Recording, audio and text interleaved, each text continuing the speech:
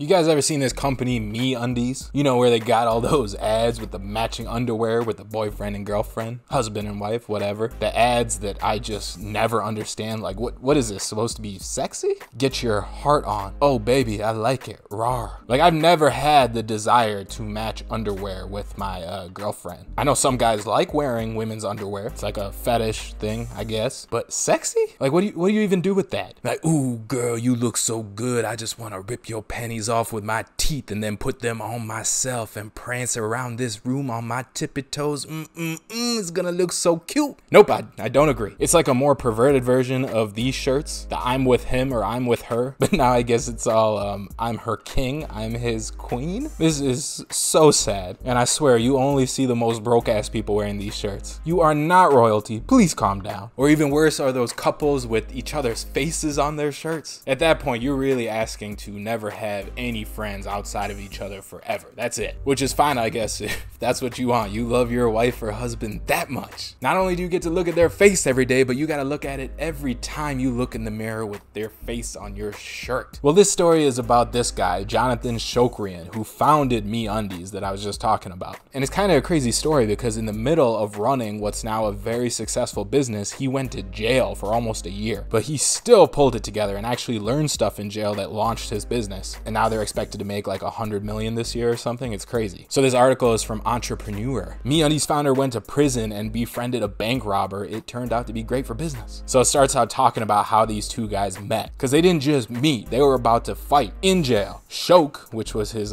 prison name, this guy, his room was right next to the black TV room, and they were too noisy one night. So he went over there to shut that door even though he knew it was going to be trouble, and ran into Grease. Another great prison name. What would my prison name be? AK? Nah, AK.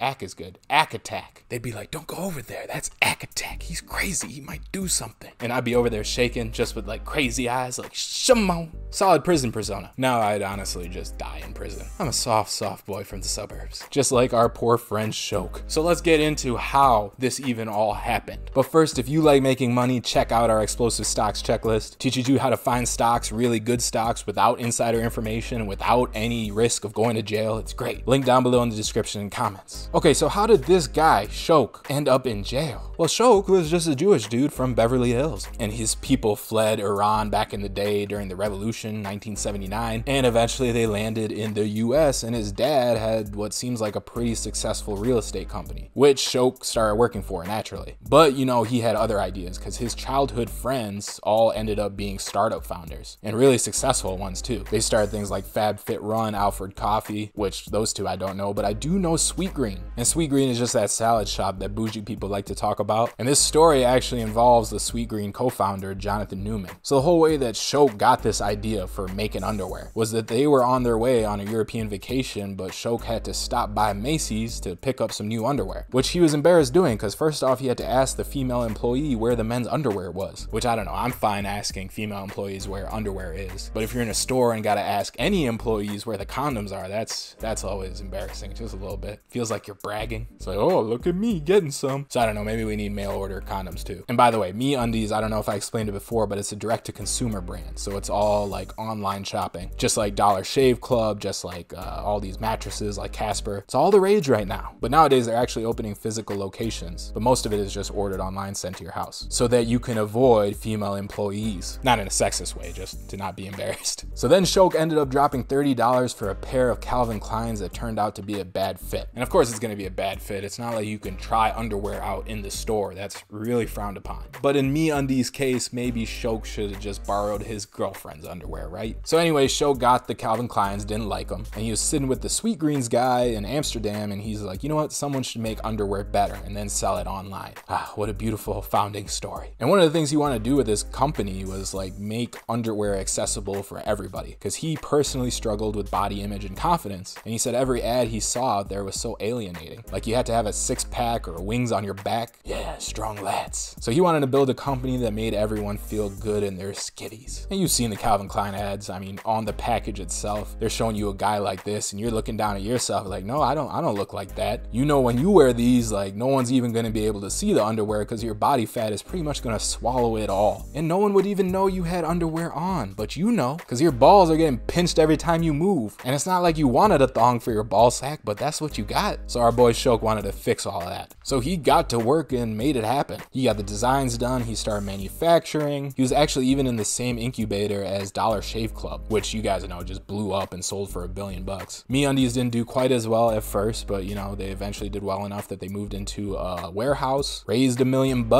tripled their revenues, and everything was going great until EPA agents showed up at his door and told him they were prosecuting him. EPA agents, the Environmental Protection Agency. They have agents? Did these agents show up riding a bike? Were they wearing suits like normal agents, or were they wearing like recyclable material clothes? Or like clothes made out of leaves, because you know, like compost and stuff. EPA agents. Not the FBI, but the EPA. So that's a nice little cliffhanger in the article. And then we go to Grease, the other guy in this story, how he grew up. So he grew up in South Central LA that had infamous gangs like the Crips and the Bloods and crack. Now crack isn't a gang, but you know, it's crack. So eventually at 16, our guy Grease joined the gang life. He joined the Crips and he started flocking, which is interesting. I haven't heard of this before. Not that I'm the expert of gang activity, but I have played Grand Theft Auto, so you know. So Nixon is his real name, but he got the name Grease because he was too slick to get caught. And here I thought he just looked like John Travolta. But no, he would set out with his crew dressed like basketball players selling candy, or they'd put on white shirts with black ties, get some pamphlets, and pretend to be Jehovah's Witnesses. Oh man, have you ever had those little kids come up to you when you're like at a restaurant but in the outside area and they start trying to pitch you candy, and then in the background you could see their parents just like watching them? It is so sad. First of all, because those poor kids are getting exploited and it's like real awkward. Like, what do you do? And it's also really sad because these parents are exploiting them in such an unprofitable way, like just broke ass Joe Jacksons. Come on, Michael gave you the blueprint. But anyway, they would dress up like candy kids or Jehovah's Witnesses, and then they'd flock to wealthy parts of the town, like migrating birds. What? This is a stupid name for this. And they'd knock on doors. If no one was home, they'd break in. So that's how they'd test if anybody was home. But it all ended rather abruptly because one of those houses ended up belonging to a district attorney. Oh man. And the laptop that Nixon or Grease stole had a tracker in it, so he got screwed. Nixon was sent to the fire camp, another thing I don't know about, which is an alternative prison for first-time offenders, and he was only there for a few months. And on the day he returned back home, a member of the Bloods pulled up in front of him in a Camaro, rolled down the window, and tossed out an envelope. "When you're ready to get some money, come holler at me," the man said. The envelope contained $5,000 in cash. Grease hollered, and soon he was robbing banks. Now this part surprised me because this guy joined the Bloods, but he used to be in the Crips, and I thought, based off the VH1 documentaries I saw, that the Crips and the Bloods were enemies. So I don't know about this. But anyway, he became a bank robber, and in 4 months his crew hit more than 10 banks. Honestly, I don't even know how there's bank robbers nowadays. There's so much tech everywhere. Everyone's tracking you wherever you go. How are you getting away? No one gets away in those procedural cop shows. CSI Miami, CSI New York, CSI Rural Alabama, where it's mostly inbreeding cases, CSI Wisconsin, where they go after those guys that ate a bunch of food at the Old Country Buffet but never paid. No one's getting away with anything is what it seems like nowadays. And in this case, Grease didn't get away either, because eventually he quit hitting banks, but the police caught up with him. So he was convicted on conspiracy and bank robbery, took the plea on 3 additional bank robberies, and he was sentenced to 20 years in federal prison. He was only 25. So okay,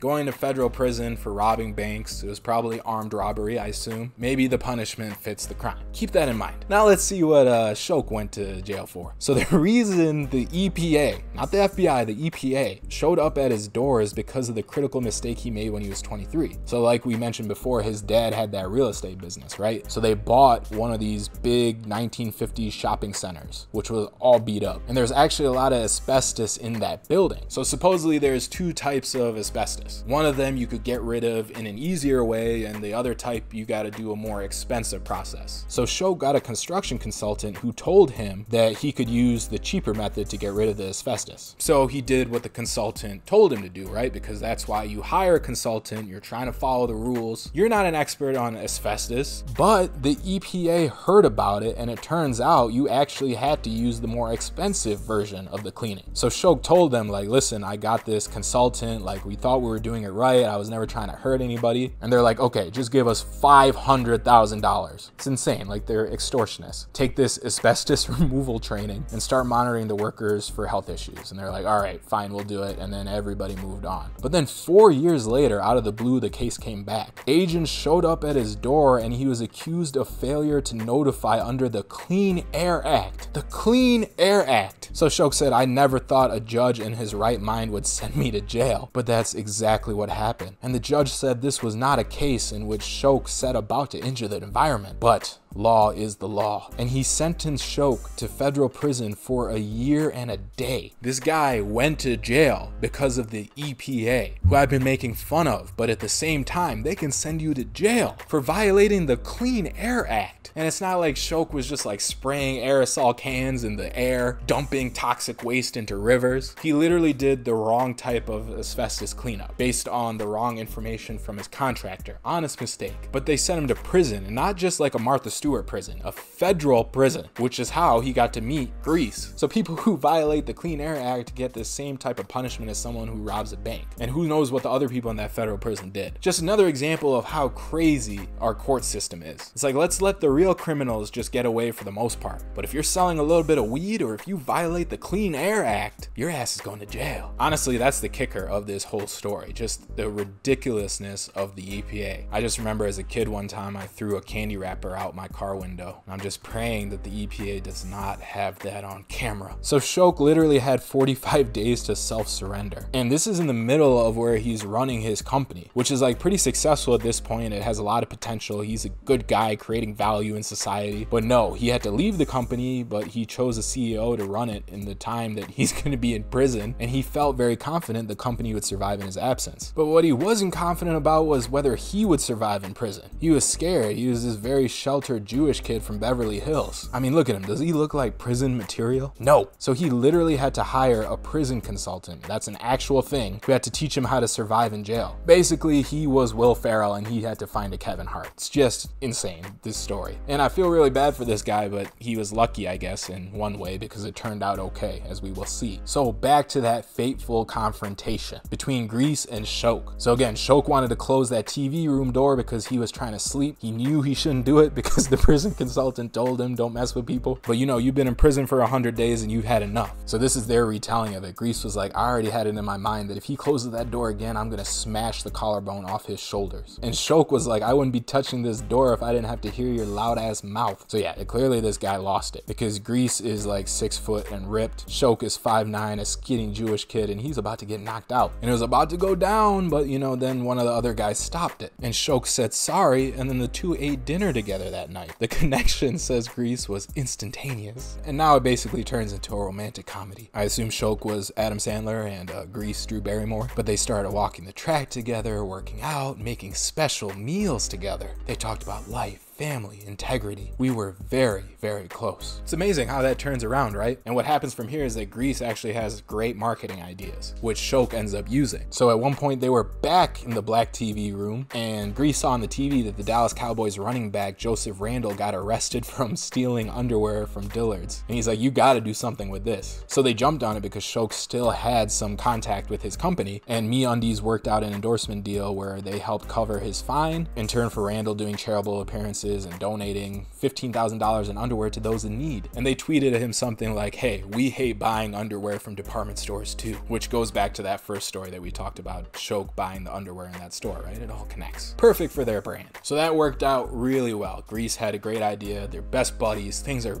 turning out great. And then they got another opportunity where Seattle Seahawks running back Marshawn Lynch was fined for grabbing his crotch. I think this is that same time as that YouTube video came out. Hold my dick. Hilarious. And Grease and Shok Shok actually knew Marshawn Lynch's cousin from prison, so the cousin got them an intro to the athlete, and MeUndies announced it would donate $20,000 to Lynch's charity to cover the fine, plus $20,000 for every touchdown he scored at the big game. They ended up spending $40,000 total and got a bunch of Super Bowl exposure, and it basically put them on the map, so the company just blew up even more. What a beautiful story, right? This could be a Disney movie. But Shok eventually gets out of prison after 202 days for violating the Clean Air Act because of the EPA. God. He gets out, goes back to the company, everything's going great. Eventually Grease gets out too, and he actually comes to work for Shok. That doesn't work out, but they're still really good friends to today. And like I said, things are going well. So Shok got his job back January 2019, so this is really recent. And now the company has grown to 250 employees and anticipates 100 million in sales for 2020. I can't imagine trying to run a company from jail or having the company survive while you go to jail. That's actually incredible. But it just makes me like this guy more. Like, he never gave up. I think I would be devastated if I went to federal prison for the stupidest reason. But I guess that's the moral of this story that I want you to take away from this. Never, ever, ever violate the Clean Air Act. Because if you do, the EPA is coming for you. And don't forget, get our explosive stocks checklist. It emits no pollution. The EPA will not knock on your door. It's completely carbon neutral. It's recyclable. Actually, it doesn't even use paper. You could print it out, but careful, you might get a knock. So get it, it's free. Just click the link down below in the description or comments. Just put your email in and I'll send it to you. And if you want more stories like this, make sure you subscribe to our channel and hit that notification bell so you get email notifications when our new videos come out. We publish a lot. Also, comment down below any comments you have. You guys know I love comments. I'm all up in those comments all the time, all day. Like this video, and yeah, subscribe, and I'll see you in the next one. Stay fallible out there. Bye.